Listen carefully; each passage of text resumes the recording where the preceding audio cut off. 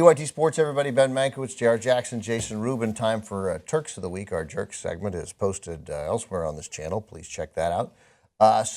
Jay, we'll start with you with the Turks. Tony Romo. Make it quick and easy. The Cowboys' 7-game winning streak gets snapped. Romo's back on the field. Romo never gets any credit anymore. I understand he's got a pretty bad playoff record, but it's pretty obvious that with Romo on the field, the Cowboys are a team that's going to contend every single year. The NFC East is still such a joke that the Eagles are 4-6 and the Giants are 5-5, and probably the Giants coming out of a bye week are going to lose, as they always do. They'll be 5-6 next week. The Eagles will likely lose in Detroit because that's a team that they are. They're going to lose at Detroit on Thanksgiving on a short week, and the Cowboys have a very interesting matchup against the Carolina Panthers. And with Tony Romo back, you know, it's not like that division race is completely over. I know you said the Giants are going to run away with it. I don't truly believe that until it's week 17. Who do the Giants have next week? It is the Redskins.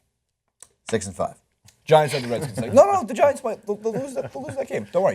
Take the Redskins. Betting man over there, Ben. But Romo was 18 of 28, 227 yards, 2 touchdowns, 2 interceptions.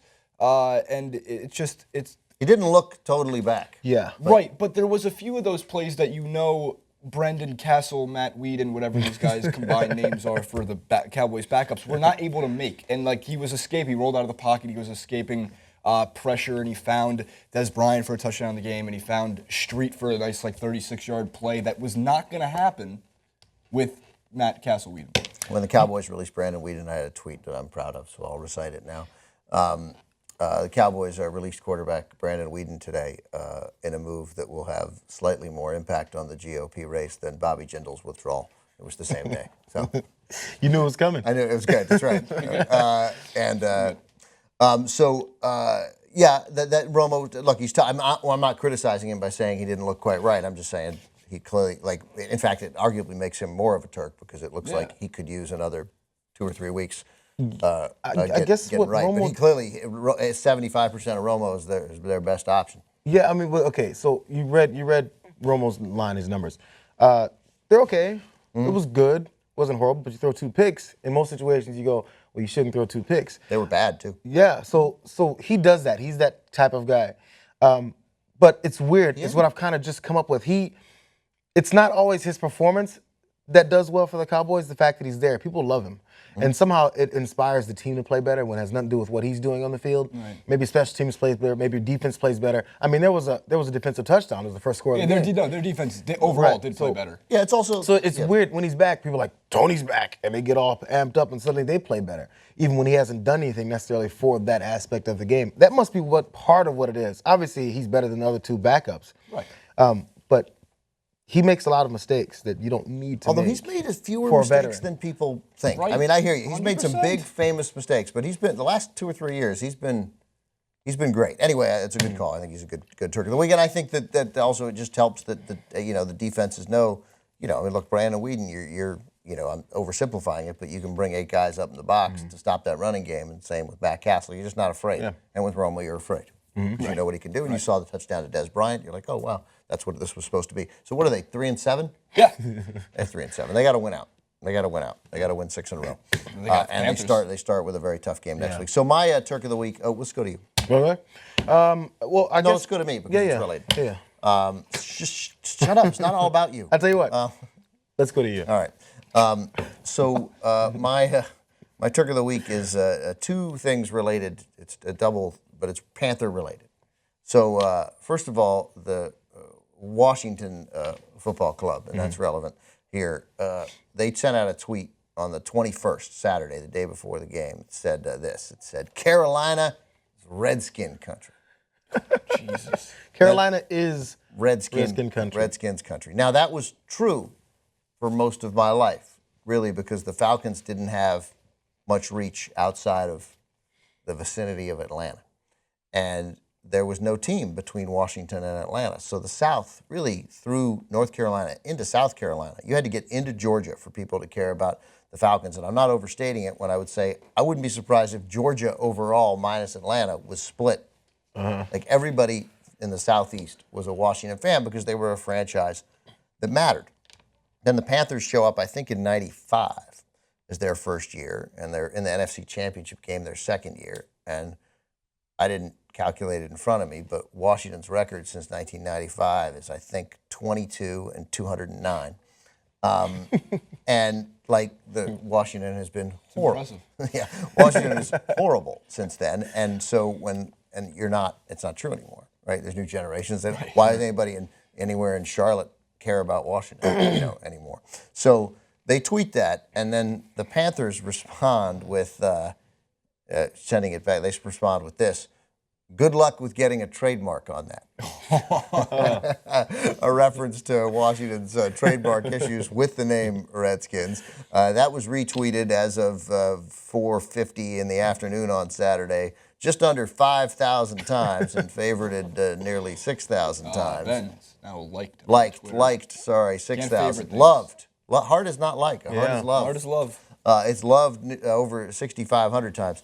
So I mean, just so great. And again, the federal judge, of course, canceled the Redskins trademark in July. That's still being litigated. But it's great because, again, it's the Panthers taking a stand about Washington's name and mocking them and winning a quick Twitter war with the inept Redskin Washington PR department, of course, hired by Dan Snyder, so they are inept on their face. The Redskins' lead PR guy is ridiculed around the league for his buffoonery. The team is run by buffoons. The owner's a buffoon. His employees are buffoons. It's a buffoon team, and it makes me. I might adopt the Panthers. They might be my NFC team just for that. And then You just take last week. Who's your team as of last week? Buffalo, The Bills. You're a Bills fan. Buffalo. So I get an NFC team since I don't really. So then also look at all the great thing about the Panther tweets during the game. Celebrate our win versus Washington with a dozen original glazed Krispy Kreme donuts for $3.99 tomorrow. Like everything refers to the sack counter was rolling today. 5 sacks for the Panthers in the 44-16 win versus Washington. Like they're not saying it. They're not referencing the other team in the tag, and they're calling them Washington, and I love it. I love it. I love it. I love it. Good for the Carolina Panthers. That makes me like them. And then we had this from Jason Hatcher, defensive end for the Washington Redskins, who in a post-game press conference said that after a loss of 44-16, where you lost by 4 touchdowns, 2 of your 16 points came when the Panthers, oddly, were afraid to punt up 44-16 with 40 seconds to play. In the back of the end zone, they took a safety. It's one of the great highlights you'll ever see. Go find this highlight. The punter takes the snap. It's 44-14. There's 40 seconds to play. I think we can all concede the game is over. But the Panthers take the safety. But you can hold in the end zone on a punt, I guess, which I didn't know. Yeah. But so he stood there for 26 seconds. He stood. I mean, it was like probably 15 seconds in the end zone while Washington players try to get to him, and the Panthers players are just yanking him down. And he's like, it was great. And then he stepped out of the end zone. The guy on a Red Zone channel called it good situational football.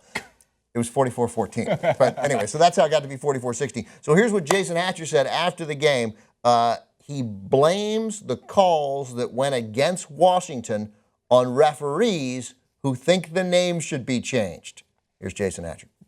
I don't know if it's about the name or what, but at the same time we play football too. We work our butt off too. Don't single us out. At the end of the day, it's the name. Don't worry about the name. We players and we work our butt off too. So I'm just frustrated with it.